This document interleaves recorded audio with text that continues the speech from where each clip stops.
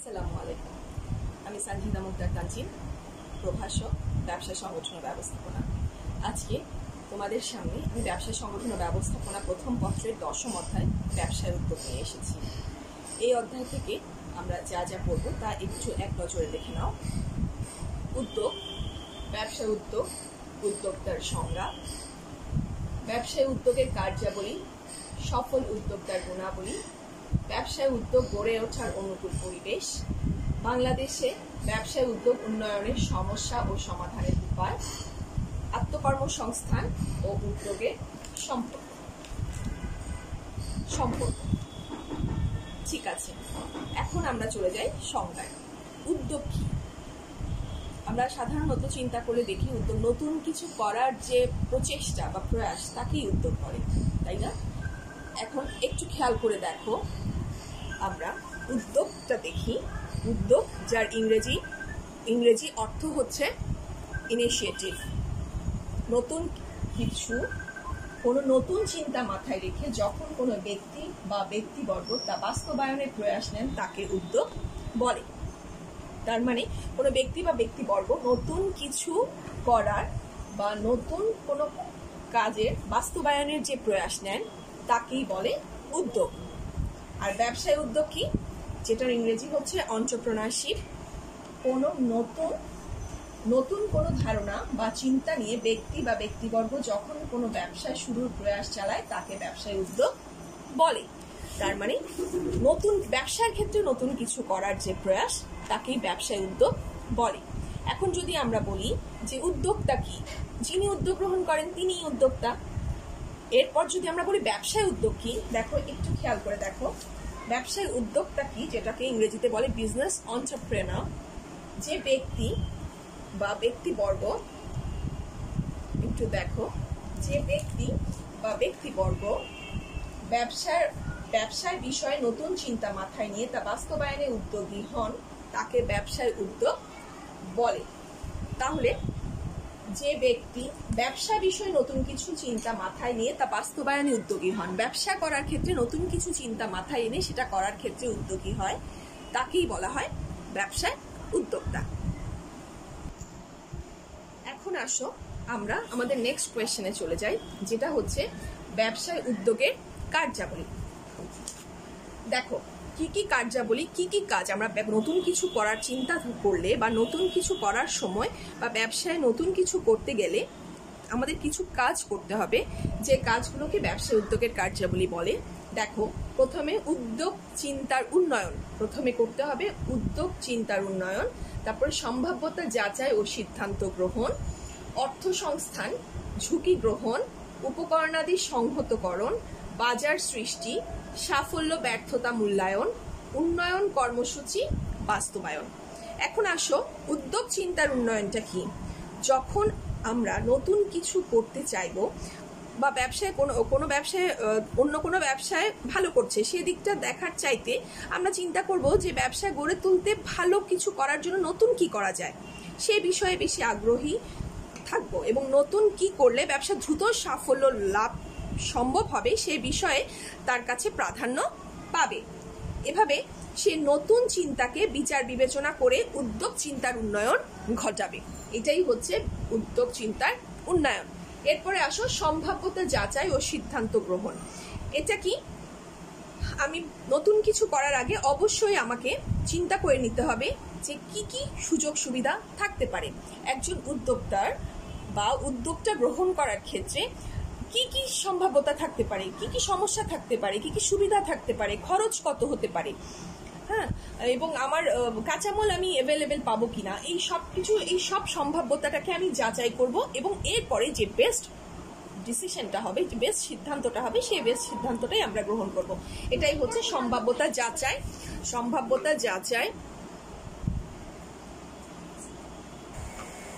তাহলে সম্ভাব্যতা যাচাই সিদ্ধান্ত গ্রহণ হচ্ছে কি কি সম্ভাবনা থাকতে পারে, সুবিধা অসুবিধাগুলো, এবং কোনটা ভালো কোনটা মন্দ এবং বেস্ট যেটা সেটা গ্রহণ করা। এটাই হচ্ছে সম্ভাব্যতা যাচাই ও সিদ্ধান্ত গ্রহণ। এরপর আসো অর্থ সংস্থান। যে কোনো কাজেই অর্থ সংস্থান হচ্ছে সবচেয়ে ইম্পর্টেন্ট একটা বিষয়। ঠিক তেমনি কোনো উদ্যোগ নিতে গেলে অথবা নতুন কিছু করতে গেলে ব্যবসার ক্ষেত্রে নতুন কিছু করতে গেলে অর্থ মাস্ট। তাহলে কি করতে হবে এই ক্ষেত্রে? কি হবে এই ক্ষেত্রে? আমাদেরকে চিন্তা করে নিতে হবে উদ্যোগে কখন কি পরিমাণ অর্থ লাগবে, কোন কোন উৎস থেকে লাগতে পারে, উক্ত অর্থ সংগ্রহ করা যাবে কিনা সেই উৎস থেকে, এবং সতর্কতার সাথে বিবেচনা করে অর্থ সংগ্রহ, বিনিয়োগ, নগদ প্রবাহ নিয়ন্ত্রণ ইত্যাদি কাজ আমাকে করতে হবে। তাহলে অবশ্যই অর্থ সংস্থান, ব্যবসা উদ্যোগের ক্ষেত্রে প্রথমে আমাকে অর্থ সংস্থানের উৎস কি পরিমাণ লাগতে পারে, বাজেট, এই বিভিন্ন জিনিসগুলো আমাকে আগে থেকে নির্ধারণ করে রাখতে হবে। এরপরে আসো ঝুঁকি গ্রহণ। ঝুঁকি গ্রহণটা কি? আমরা পড়ার সময় প্রথমেই সংজ্ঞার সময় বলেছিলাম উদ্যোগ গ্রহণ করা মানেই নতুন কিছু করা, আর নতুন কিছু করা মানেই ঝুঁকি আছে। ঝুঁকি ছাড়া কি নতুন কিছু করা যায়? কারণ আমি নতুন কিছু করতে গেলে আমাকে আগে বিবেচনা করতে হবে কাজটা কি বাজার দখল করতে পারবে, মানুষের মন জয় করতে পারবে, জিনিসটা কি বিক্রি হবে, অনেক প্রশ্ন থেকে যায়, যেটা হচ্ছে ঝুঁকির মেইন উপাদান। তাহলে ব্যবসায় উদ্যোগের ক্ষেত্রেই ঝুঁকি গ্রহণ করতে হবে, ঝুঁকি ছাড়া ব্যবসা উদ্যোগ করা যাবে না বা উদ্যোক্তা হওয়া যাবে না। এরপর আসো উপকরণাদি সংহতকরণ। অর্থ ছাড়াও অনেক ধরনের উপকরণ থাকে, যেমন শ্রম, যন্ত্রপাতি, কাঁচামাল ইত্যাদি। এগুলো অ্যাভেলেবেল কিনা, এগুলো আমি যেখানে ব্যবসা করতে যাচ্ছি বা যেখানে আমি ব্যবসা উদ্যোগ গ্রহণ করতে যাচ্ছি সেখানে এই উপকরণগুলো, শ্রম, কাঁচামাল, তারপরে হচ্ছে যন্ত্রপাতি, এগুলো পাওয়া যায় কিনা, অ্যাভেলেবেল কিনা, উপকরণগুলো সহজে আমি রপ্ত করতে পারবো কিনা, এই বিষয়গুলো অবশ্যই এই বিষয়গুলো নিয়ে অবশ্যই কাজ করে নিতে হবে। এরপর আসো বাজার সৃষ্টি। বাজার সৃষ্টিটা কি? যে পণ্যের চাহিদা বাড়ানো যায় বা চাহিদা সৃষ্টি করে ওই পণ্যটা বিক্রি করা যায়, তাই তো বাজার। বাজার মানে আমার চাহিদা আছে, আমি চাহিদা অনুযায়ী যোগান দিতে পারছি, সেটাই বাজার। এবং আমার নতুন জিনিস আমি বাজারে কিভাবে চাহিদা পূরণ করতে পারছি বা চাহিদা সৃষ্টি করতে পারছি, সেটাই হচ্ছে বাজার সৃষ্টি। এরপর হচ্ছে সাফল্য, ব্যর্থতা, মূল্যায়ন। আমাকে ভালো সাফল্য বা বড় ধরনের সাফল্য অর্জন করতে হলে প্রথম পর্যায় থেকে প্রতিটা পর্যায়ে গিয়ে আমাকে সাফল্যতা আর ব্যর্থতা মূল্যায়ন করতে হবে। আমি একদম প্রথম থেকে শেষ পর্যন্ত কাজ করার পরে গিয়ে সফলতা ব্যর্থতা মূল্যায়ন করতে গেলে আমাকে অবশ্যই সমস্যায় পড়তে হবে। এই জন্য প্রতিটা স্টেপে, প্রতিটা পর্যায়ে আমি প্রতিটা পর্যায়ের সফলতা এবং ব্যর্থতা মূল্যায়ন করব। ঠিক আছে? এরপরে আসো উন্নয়ন কর্মসূচি বাস্তবায়ন। আমাকে অবশ্যই উদ্যোগ গ্রহণ করার সময় সফলতা ধরে রাখতে প্রতিনিয়ত উন্নয়ন কর্মসূচি গ্রহণ এবং বাস্তবায়নের যে সচেষ্ট সতর্ক থাকতে হবে। কেননা আমি একটা কাজ শুরু করেছি, ধরো আমি একটা কাজ শুরু করেছি, আমি কাজটা কিছু দূর করার পরে নতুন টেকনোলজি চলে এসছে, আমার সেই পুরানো টেকনোলজি দিয়ে যদি আমি কাজ করি তাহলে কি আমি সাকসেসফুলি আগাতে পারবো না। আমাকে নতুনের সাথে খাপ খাইয়ে নতুন জিনিসকে গ্রহণ করে ওই নতুন সিস্টেমেই বা নতুন পদ্ধতিতেই আমাকে কি করতে হবে, এগিয়ে যেতে হবে। সেজন্য ব্যবসায় উদ্যোগের আরেকটা মূল কাজ হচ্ছে উন্নয়ন কর্মসূচি বাস্তবায়ন। তাহলে আমরা ব্যবসা উদ্যোগের কার্যাবলীগুলো বুঝতে পেরেছি। এখন চলে আসো সফল উদ্যোক্তার গুণাবলী। আমরা উদ্যোক্তা কি পড়েছি? যিনি উদ্যোগ গ্রহণ করেন তিনি উদ্যোক্তা, আর যিনি ব্যবসায়িক ক্ষেত্রে উদ্যোগ গ্রহণ করেন তিনি ব্যবসায়ী উদ্যোক্তা। আর এই একজন সফল উদ্যোক্তা হতে হলে আমাকে কিছু গুণ অবশ্যই থাকতে হবে। যে গুণগুলো দেখো, প্রথমে সৃজনশীল মানসিকতা, কৃতিত্বার্জন চাহিদা, দূরদৃষ্টি, সাহস ও বুদ্ধিমত্তা, ধৈর্য ও কষ্ট সহিষ্ণু, ঝুঁকি গ্রহণের মানসিকতা, সিদ্ধান্ত গ্রহণের সামর্থ্য, নিষ্ঠা ও আন্তরিকতা, যোগাযোগ দক্ষতা, সামাজিক দায়িত্ববোধ, মূল্যবোধ ও নৈতিকতা, সাংগঠনিক জ্ঞান ও দক্ষতা। এখন দেখো সফল উদ্যোক্তার প্রথম গুণাবলীটাতে যাও, সৃজনশীল মানসিকতা। সৃজনশীল মানসিকতাটা কি? নতুন কিছু চিন্তা করার এবং তা দিয়ে একটা ধারণাকে দাঁড় করাতে পারার মতো ব্যক্তির মানসিক সামর্থ্যকে বলা হয় সৃজনশীল মানসিকতা। তার মানে আমি নতুন কিছু করার চিন্তা করলাম এবং সেটা বাস্তবায়ন করলাম, সেটাই হচ্ছে কি সৃজনশীল মানসিকতা। একজন সফল উদ্যোক্তা হতে হলে অবশ্যই তাকে সৃজনশীল নতুন কিছু করার এবং তা বাস্তবতার সাথে মিল খাওয়াতে পারতে হবে। এরপরে আসো কৃতিত্বার্জন চাহিদা। কৃতিত্বার্জন চাহিদা কাকে বলে? মাঝে মধ্যে তোমরা জ্ঞানমূলক বা অনুধাবনে এই প্রশ্নটা পেয়ে থাকবে, কৃতিত্বার্জন চাহিদা কি খেয়াল করে দেখো, একজন ব্যক্তির মধ্যে কৃতকার্যের সাফল্য লাভের প্রবল আকাঙ্ক্ষাকে কৃতকার্য বা সাফল্যার্জন চাহিদা বলে। কৃতিত্বার্জন বা সাফল্যার্জন চাহিদা বলে কি, একজন ব্যক্তি যা করছে সেই কাজটা সফলভাবে সম্পাদন করার জন্য যে আকাঙ্ক্ষা, যে দৃঢ়তা, সেটাই হচ্ছে কৃতিত্বার্জন বা সাফল্যার্জন চাহিদা। এই গুণটি অবশ্যই একজন সফল উদ্যোক্তার মধ্যে থাকতে হবে। এরপরে আসো দূরদৃষ্টি। দূরদৃষ্টি মানে কি? ভবিষ্যতের উপলব্ধি করার সামর্থ্য, ভবিষ্যৎকে উপলব্ধি করার সামর্থ্য। তার মানে আমি আজকে বসে আজ থেকে 10 বছর পরে কি চাহিদা হতে পারে, বা 10 বছর পরে কি ডিমান্ড হতে পারে, 10 বছর পর আমার প্রোডাক্টটা কোন জায়গায় যেতে পারে, আমার দেশটা কোন জায়গায় যেতে পারে, তা আজকেই বুঝে নেওয়ার বা আজকে বুঝতে পারার যে উপলব্ধি করার যে সামর্থ্য, তাকেই বলে দূরদৃষ্টি। এই দূরদৃষ্টি গুণটি অবশ্যই একজন সফল উদ্যোক্তার মধ্যে থাকতে হবে, তাকে সফল হতে হলে। এরপর আসো সাহস ও বুদ্ধিমত্তা। যেহেতু উদ্যোক্তা নতুন কিছু নিয়ে কাজ করবে, তাহলে সেই নতুন কিছু কাজের সাথে ঝুঁকি আছে, আর সেই ঝুঁকি থাকলে তাকে অবশ্যই সাহস এবং বুদ্ধি নিয়ে সামনের দিকে এগোতে হবে। কেন সাহস আর বুদ্ধি? নতুন কিছু সেটা বাজারে যাবে কিনা, বাজারে লোকজন গ্রহণ করবে কিনা, এবং সেটা টেকনিক্যালি মানুষকে গ্রহণ করানো এবং বুদ্ধি খাটিয়ে সেটা মানুষের মধ্যে চাহিদা সৃষ্টি করানোর যে যোগানটা, সেটাই দিবে হচ্ছে বুদ্ধিমত্তা এবং সাহস। এই গুণটি অবশ্যই একজন সফল উদ্যোক্তার মধ্যে সফল হতে হলে থাকতে হবে। এরপর আসো ধৈর্য, কষ্ট সহিষ্ণু। ধৈর্য ছাড়া কখনোই কোনো কাজ করা সম্ভব হয় না, কারণ ধৈর্য যদি হারিয়ে ফেলতো তাহলে আজকে আমরা এভাবে অনলাইনে অথবা মোবাইলের মাধ্যমে তোমাদের সাথে এত সহজে ক্লাস ভাগাভাগি করে নিতে পারতাম না। কারণ যে মোবাইল আবিষ্কার করেছে, যে কারেন্ট আবিষ্কার করেছে, যে বাল্ব আবিষ্কার করেছে, যে ওয়াইফাই আবিষ্কার করেছে, সে নিশ্চয়ই একবারে সেটা সফল হতে পারেনি। তাকে একবারে ব্যর্থতা, দ্বিতীয়বারের ব্যর্থতা, তৃতীয়বারের ধৈর্য এবং কষ্ট সহিষ্ণু অর্থাৎ হার্ড ওয়ার্কিংই তাকে কি করতে পেরেছে, সামনের দিকে এগোতে সাহায্য করেছে। তাহলে সফল উদ্যোক্তা হতে হলে অবশ্যই তাকে ধৈর্য এবং কষ্ট সহিষ্ণু হতে হবে। এরপরে আসো ঝুঁকি গ্রহণের মানসিকতা। অবশ্যই ঝুঁকি ছাড়া উদ্যোগ গ্রহণ করা সম্ভব নয়, কথা আমি আগেও বলেছি। যেখানে ঝুঁকি আছে, যেখানে উদ্যোগ গ্রহণ আর ঝুঁকি গ্রহণ একদম পাশাপাশি সমান্তরাল ভাবেই এগিয়ে যায়। তাহলে ঝুঁকি গ্রহণের মানসিকতা অবশ্যই থাকতে হবে যদি একজন সফল উদ্যোক্তা হতে হয়। এরপরে আসো সিদ্ধান্ত গ্রহণের সামর্থ্য। অনেক সময় হয় 2-3টা অপশন আমার সামনে আসে, এখন কোন অপশনটা আমি গ্রহণ করব? সবসময় মনে রাখবে, যে ব্যক্তি 2-3টা অপশনের মধ্যে বেস্ট অপশনটা গ্রহণ করার সামর্থ্য রাখে, সেই কিন্তু ভালো উদ্যোক্তা, সফল উদ্যোক্তা হতে পারে। আমাদের সামনে অনেক অপশন আছে, অনেক সোজা পথ আসে, অনেক বাঁকা পথ আসে, অনেক কঠিন পথ আসে। তখন আমরা কোন পথটা বেছে নিই? শর্টকাট পথ যদি আমরা বেছে নিই বা শর্টকাটে এগুলো আমি সাকসেস হতে পারবো যদি ধারণা করি, তাহলে সম্পূর্ণ ভুল। আমাকে অবশ্যই চিন্তা করতে হবে যেই পথটা ধীরস্থিরভাবে সামনের দিকে এগিয়ে নিয়ে যাবে এবং সময় নিবে, লোকজন গ্রহণ করবে, এবং সেই ধরনের কাজগুলো কিন্তু অনেক তাড়াতাড়ি একসেপ্ট হয় না, কিন্তু একসেপ্ট হলে সহজেই সেটা পড়ে যায় না। তাহলে আমাকে অবশ্যই সিদ্ধান্ত গ্রহণের সামর্থ্য থাকতে হবে যদি একজন সফল উদ্যোক্তা আমি হতে চাই। এরপরে চলে আসো নিষ্ঠা ও আন্তরিকতা।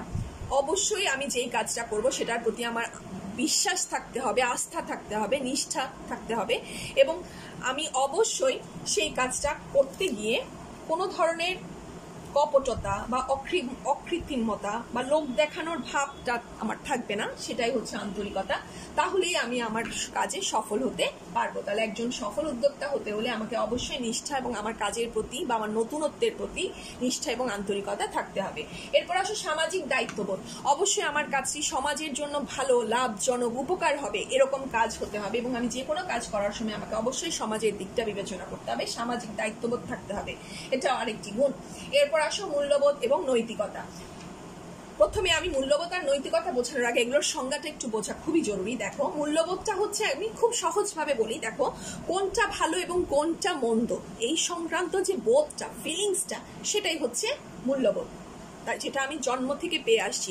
আমি ছোটবেলা থেকে যে এই কনসেপ্টটা নিয়ে বড় হয়েছি, কোনটা রাইট, কোনটা রং, কোনটা সঠিক, কোনটা ভুল, কোনটা ভালো, কোনটা মন্দ, এই বোধটাই, ফিলিংসটাই হচ্ছে কি মূল্যবোধ। আর নৈতিকতা হচ্ছে ভালোকে গ্রহণ এবং মন্দকে মানে বর্জন করে চলাকেই বলা হয় নৈতিকতা। তার মানে আমি জানি কোনটা রাইট কোনটা রং, তাহলে আমি রাইটটা গ্রহণ করলাম, রংটা বর্জন করলাম, এটাই হচ্ছে নৈতিকতা। ঠিক আছে, তাহলে অবশ্যই সফল উদ্যোক্তা হতে হলে আমার মধ্যে মূল্যবোধ এবং নৈতিকতা দুটোই থাকতে হবে। এরপরে আসো সামাজিক জ্ঞান, সাংগঠনিক জ্ঞান ও দক্ষতা। সাংগঠনিক জ্ঞান আর দক্ষতাটা আমার প্রতিষ্ঠান চালানোর জন্য বা প্রতিষ্ঠানকে এগিয়ে নেওয়ার জন্য আমাকে অবশ্যই সাংগঠনিক জ্ঞান, কিভাবে আমি প্রতিষ্ঠান চালাবো, কতজন লোক নিয়োগ দিতে হবে, কাকে দিয়ে কোন কাজ করাবো, হ্যাঁ, কিভাবে আমি সফলতার দিকে এগিয়ে যেতে পারবো, বাজার সৃষ্টির ক্ষেত্রে কাকে দায়িত্ব দিব, মার্কেটিং এর দায়িত্ব কিভাবে দিব, আমি বাজেট কিভাবে করব, আমি অর্থায়ন কিভাবে করব, এই সমগ্র জিনিসগুলোকে মানে এক সমন্বয় করে সামনের দিকে এগিয়ে নিয়ে যাওয়ার জ্ঞানটাই হচ্ছে সাংগঠনিক জ্ঞান ও দক্ষতা। এটা থাকলে অবশ্যই একজন উদ্যোক্তা সফল হতে সক্ষম হবে। তাহলে এই হচ্ছে আমাদের সফল উদ্যোক্তার গুণাবলী। এখন আসো আমরা পড়তে যাচ্ছি ব্যবসায় উদ্যোগ গড়ে ওঠার অনুকূল পরিবেশ। তার মানে আমি যখন একটা নতুন উদ্যোগ গ্রহণ করব, সেই উদ্যোগ গ্রহণ করার পথে চলার ক্ষেত্রে আমার পরিবেশটা কিরকম, হ্যাঁ, আমার পরিবেশটা কি ধরনের হতে হবে, অনুকূল হতে হলে কি ধরনের পরিবেশ হতে হবে, এবং যেই পরিবেশটা পেলে আমি সহজে উদ্যোগটা গ্রহণ করতে পারবো এবং এগিয়ে নিয়ে যেতে পারবো। একটু দেখে নাও। উন্নত অবকাঠামোগত সুবিধা। অবশ্যই আমাকে ব্যবসায় উদ্যোগ গড়ে ওঠানোর ক্ষেত্রে বা গড়ে তোলার ক্ষেত্রে উন্নত অবকাঠামো দরকার। উন্নত অবকাঠামো বলতে কি বুঝি আমরা সাধারণত? বিদ্যুৎ, গ্যাস, পানি, রাস্তাঘাট, ঠিক আছে, হ্যাঁ, এগুলোকেই আমরা বলি কি অবকাঠামো। এই অবকাঠামোর সুবিধা যদি আমরা পাই বা যে উদ্যোক্তারা যদি পায়, তাহলে অনেকেই কি করবে, নতুন নতুন উদ্যোগ গ্রহণ করার ক্ষেত্রে এগিয়ে আসবে। এরপরে আসো সরকারি পৃষ্ঠপোষকতা। সরকারি পৃষ্ঠপোষকতা কি? ব্যবসার উদ্যোগকে সফল করতে অবশ্যই সরকারি পৃষ্ঠপোষকতার প্রয়োজন আছে। উন্নত দেশগুলোতে সরকার এরূপ উদ্যোগকে এগিয়ে নেওয়ার জন্য ব্যবসা বান্ধব কিছু নীতি প্রণয়ন করে। হ্যাঁ, এরপর হচ্ছে জামানতবিহীন ঋণ দানের সুযোগ করে দেয়। এরপর স্বল্প সুদে বা বিনা সুদে ঋণ প্রদান, কর অবকাশ, হ্যাঁ, সহজে লাইসেন্স সহ বিভিন্ন ইউটিলিটি সুবিধা প্রদান করে থাকেন। তাহলে আমাকে কিছু সরকারি যদি আমি কিছু সাপোর্ট পাই, যেমন বললাম তো, আগেই বললাম যে স্বল্প সুদে ঋণ, হ্যাঁ, তারপর কিছু নীতিমালা যেগুলো আমাদের মানে নতুন কিছু উদ্যোগ গ্রহণ করার ক্ষেত্রে প্রযোজ্য বা প্রয়োজন বান্ধব, হ্যাঁ, মানে সুযোগ করে দেয়, ঠিক আছে, এবং সরকারি সব ধরনের কিছু কর অবকাশ, যে এত বছর পর্যন্ত, 10 বছর বা 15 বছর পর্যন্ত এই ব্যবসা না দাঁড়ানো পর্যন্ত কোনো কর দিতে হবে না, 15 বছর পরে আমাকে কর দিবে, অথবা এরকম অনেক সিস্টেম থাকে যে হচ্ছে করটাকে এই উদ্যোগটা সফল না হওয়া পর্যন্ত কর অবকাশ পাওয়া যাবে। এই কিছু সিস্টেম যদি সরকার করে দেয় বা সরকারি পৃষ্ঠপোষকতা যদি হয়, তাহলে আমরা অবশ্যই ব্যবসায় উদ্যোগ করে উঠাতে পারবো এবং নতুন নতুন উদ্যোক্তার সৃষ্টি হবে। এরপরে আসো আর্থ সামাজিক স্থিতিশীলতা। আর্থ সামাজিক স্থিতিশীলতা কি? কোনো দেশের সামাজিক, অর্থনৈতিক, হ্যাঁ, রাজনৈতিক যদি প্রত্যেকটা দিক কি থাকে, স্থিতিশীল থাকে, মানে কি স্থির থাকে, অস্থির না হয়। যেমন কোনো যুদ্ধাদেশ, কোনো মানে যুদ্ধ অধ্যাদেশ কোনো দেশে যদি আমি কোনো উদ্যোগ গ্রহণ করতে চাই, তাহলে অবশ্যই আমি পারবো না, কারণ আমার ওখানে সারাক্ষণ যুদ্ধ, আমার বাঁচা মরার লড়াই, সেখানে আমি নতুন কিছু করার উদ্যোগ নেওয়ার তো প্রশ্নই উঠে না। তাহলে অবশ্যই আর্থ সামাজিক স্থিতিশীল হতে হবে যদি আমি ব্যবসায় উদ্যোগ গড়ে উঠাতে চাই এবং নতুন নতুন উদ্যোক্তা সৃষ্টি করতে চাই। তাহলে আমার পরিবেশকে অবশ্যই সামাজিক, অর্থনৈতিক এবং রাজনৈতিক স্থিতিশীল পরিবেশ সৃষ্টি করতে হবে। এরপরে দেখো অনুকূল আইন শৃঙ্খলা পরিস্থিতি। অনুকূল আইন শৃঙ্খলা পরিস্থিতি হচ্ছে কি? পরিবেশটা মানে আমার দেশের আইন বা আমার দেশের সংবিধানে অবশ্যই নতুন নতুন উদ্যোক্তাদের জন্য কি থাকবে? অনুকূল পরিবেশ, অনুকূল কিছু নিয়ম নীতি থাকবে, মানে খুব সহজ শর্তে কোনো প্রসেস থাকবে বা প্রক্রিয়া থাকবে, যেই প্রসেসগুলো আমি ফলো করলে, আমি সেই আইনটা ফলো করলে আমি সহজেই ব্যবসায় উদ্যোগ করতে পারবো। তাহলে লোকজন উদ্যোগী হবে আরো নতুন নতুন কিছু করার, যদি আমার আইন শৃঙ্খলায় অনুকূল হয়। তাহলে আমরা কি দেখলাম? অনুকূল অবশ্য আইন শৃঙ্খলার ক্ষেত্রে, ব্যবসায় উদ্যোগ গড়ে ওঠানোর ক্ষেত্রে আমাকে অবশ্যই অনুকূল কিছু পরিস্থিতি সৃষ্টি করে দিতে হবে। এরপরে আসো উপকরণাদির সহজ প্রাপ্যতা। শুধু মূলধন বা অর্থই তো মেইন না, আমরা আগেই বলেছিলাম শ্রম, হ্যাঁ, যন্ত্রপাতি, কাঁচামাল, এগুলোর সহজলভ্যতা বা সহজ প্রাপ্যতায়, হ্যাঁ, একজন ব্যবসায় উদ্যোগ গড়ে উঠতে সাহায্য করে। কিরকম দেখো, খেয়াল করলে দেখতে পারবে হচ্ছে ধরো চট্টগ্রাম এবং সিলেটে বাঁশ এবং বেত ইত্যাদি খুব পর্যাপ্ত পরিমাণে পাওয়া যায়, তাই না? এটা আমরা জানি যে সিলেটে এবং চিটংয়ে বাঁশ এবং বেত পর্যাপ্ত পরিমাণে পাওয়া যায়। সেজন্য হস্তশিল্প কিন্তু এই দুটো জায়গায় গড়ে ওঠার ক্ষেত্রে অনুকূল পরিবেশ বিরাজমান। ঠিক আছে, তার মানে আমাদের এটা মাথায় আনতে হবে, যেই জায়গায় কাঁচামালের সহজ প্রাপ্যতা আছে বা সহজে আমরা কাঁচামালটা পেয়ে নতুন কিছু করতে পারি, সেই জায়গাটাতে অথবা সেই ক্ষেত্রে সেই উপকরণাদি নিয়ে আমরা সহজেই কি করতে পারি, ব্যবসা উদ্যোগ গ্রহণ করতে পারি। ঠিক আছে, এরপরে আসো বাজার সুবিধা। বাজার সুবিধাটা কি? ওই যে বললাম ক্ষেত্রে বাজার সুবিধাটা অনেক গুরুত্বপূর্ণ। কেন? বাজার বলতে নির্দিষ্ট এলাকার কোনো পণ্য বা সেবার চাহিদাকে বোঝানো হয়, তাই না? বাজার বলতে কি বোঝানো হয়? নির্দিষ্ট এলাকার কোনো পণ্য বা সেবার চাহিদাকে বোঝানো হয়। তাহলে যদি আমি আমার নতুনত্ব বা নতুন জিনিসটাকে মানুষের মধ্যে চাহিদাতে পূরণ করতে পারি বা চাহিদাতে পরিণত করতে পারি, এবং সেটা প্রয়োজনটা, যেমন দেখো বিভিন্ন ফোন কোম্পানিগুলো, হ্যাঁ, বিভিন্ন সিম কোম্পানিগুলো দেখো, কেউ বাবা মার ফিলিংসটা নিয়ে অ্যাড দেয়, যে বাবা মা দূরে তাদের জন্য ফিলিংস, সেটা নিয়ে অ্যাড দেয়।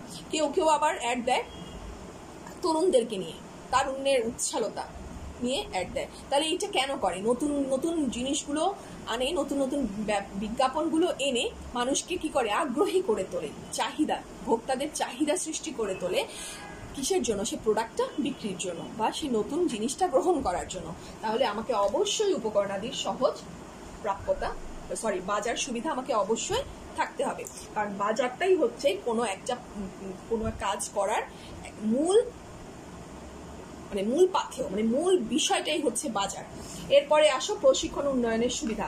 এখন আমাদের দেশে আসলে প্রশিক্ষণের ব্যবস্থাটা প্রায় নেই বললেই চলে, কিন্তু যদি ব্যবসায়ী উদ্যোগ গড়ে উঠাতে চাই বা নতুন নতুন উদ্যোক্তা গড়াতে চাই, তাহলে আমাকে অবশ্যই কি করতে হবে? প্রশিক্ষণের ব্যবস্থা এবং উন্নয়নের সুযোগ সৃষ্টি করে দিতে হবে। আচ্ছা, এরপরে আমরা নেক্সট কোয়েশ্চেনে চলে যাই। বাংলাদেশে ব্যবসায়ী উদ্যোগ উন্নয়নের সমস্যা।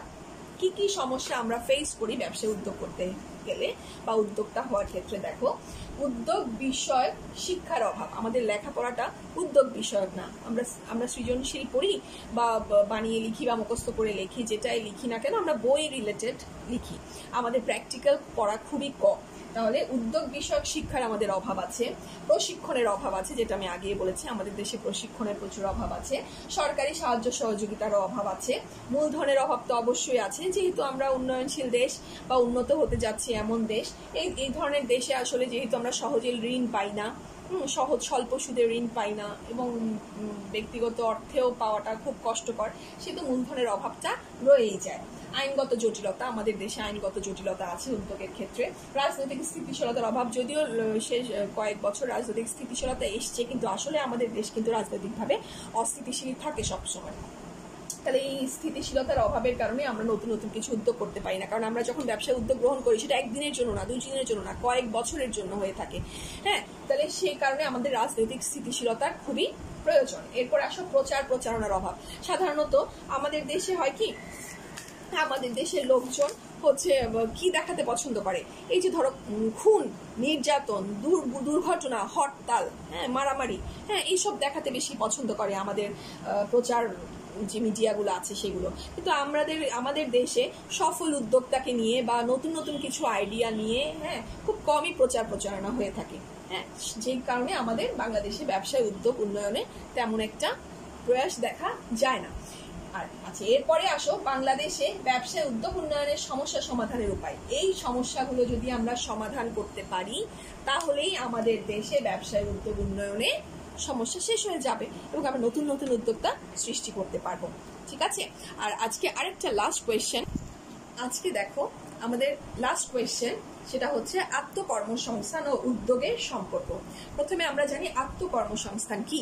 আত্মকর্মসংস্থান হচ্ছে নিজেই নিজের কর্মসংস্থানের ব্যবস্থা করাকে বলা হয় আত্মকর্মসংস্থান। আর উদ্যোগের সংজ্ঞা তো আমরা আগেই দেখেছি, উদ্যোগ হচ্ছে কি নতুন কিছু করার যে প্রয়াস, নতুন কিছু নিয়ে আসার যে প্রয়াস, সেটাই হচ্ছে উদ্যোগ। এখন এই দুটোর মধ্যে সম্পর্ক কি হতে পারে? দেখো একটা উদাহরণ যদি আমি দিতে চাই, দেখো আমি একটা মধ্যবিত্ত পরিবারের একজন মধ্যবিত্ত মানুষ, ঠিক আছে? এখন আমি চিন্তা করলাম যে আমি নতুন কিছু করতে চাই। কি নতুন কিছু করতে চাই?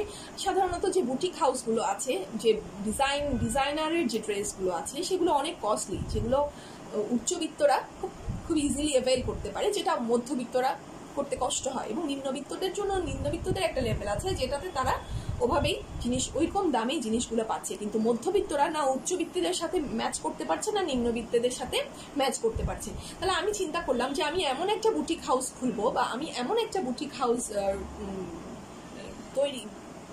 এমন একটা বুটিক হাউস পরিচালনা শুরু করব, যে বুটিক হাউসের মূল্য, প্রোডাক্টগুলোর মূল্য হবে মধ্যবিত্তদেরকে বেস করে।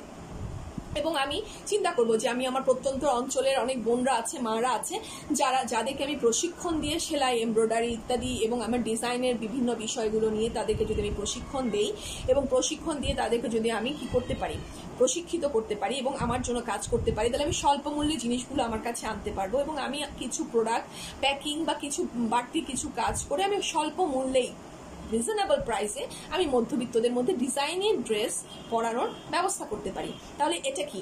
এটা হচ্ছে একটা নতুন চিন্তা। এই নতুন উদ্যোগটা করার ক্ষেত্রে আমাকে কি করতে হবে? নতুন কাজটা করার ক্ষেত্রে আমি চিন্তা করলাম যে আমি আরেকজনের আন্ডারে চাকরি না করে আমি নিজের ব্যবসাটাই দাঁড় করাই। তাহলে এটা কি করলাম? আমি আমার নিজের কর্মসংস্থানের ব্যবস্থা করলাম না? এটা হচ্ছে আত্মকর্মসংস্থান। আর সাথে আমি কি করলাম? অনেকগুলো মা বোনের কর্মসংস্থানের সুযোগ করে দিলাম, এবং মধ্যবিত্তদেরকে স্বল্প মূল্যে রিজনেবল প্রাইসে ডিজাইনারের ড্রেস পরার সুযোগ করে দিচ্ছি। তাহলে এই জিনিসটা হচ্ছে উদ্যোগ।